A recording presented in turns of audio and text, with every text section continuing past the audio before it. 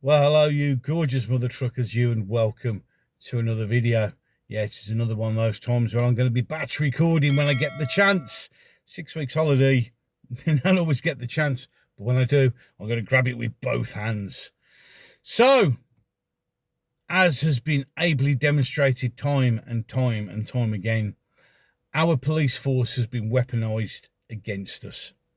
They are now nothing more than political stormtroopers. They are the law enforcing arm, or should we say the two-tier law enforcing arm of our government, and they hate us.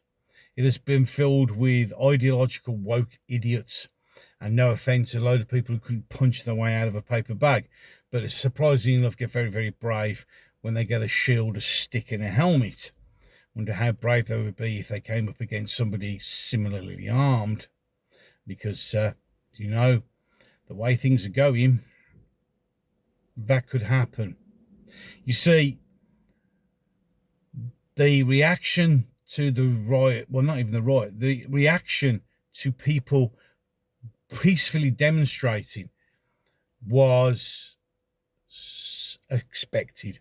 They bust in their opposition, who were most of them undercover police officers. Those were always the ones who were completely mashed up and covered up so you couldn't see their faces, because you didn't want them to realise, oh shit, that's a copper I know.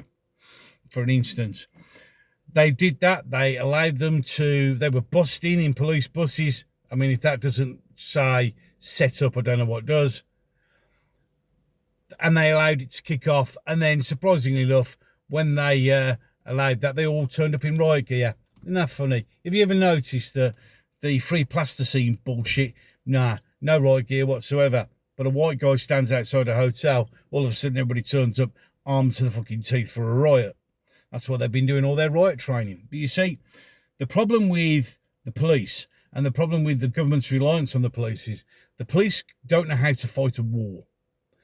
They are ill-trained and ill-equipped to deal with a major disruptive incident.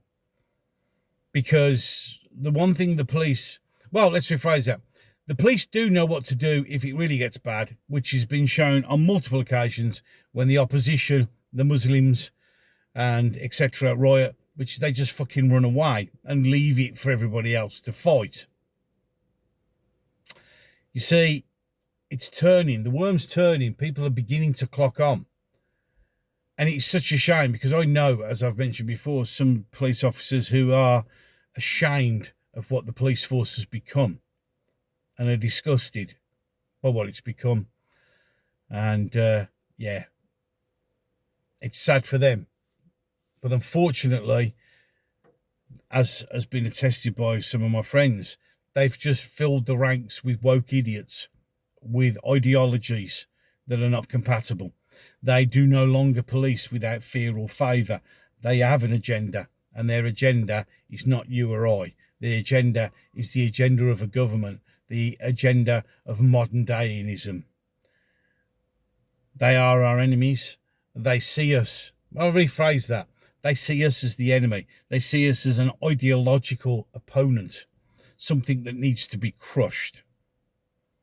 And as I've said many times before, going back over a year now, the police have picked a side, and it's not ours. And to those decent police officers that are still there, and I know you exist, it's time to make a stand.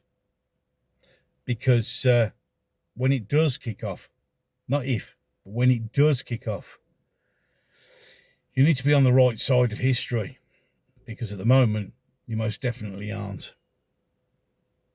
Any case, enough of that. Ways to support the channel down below.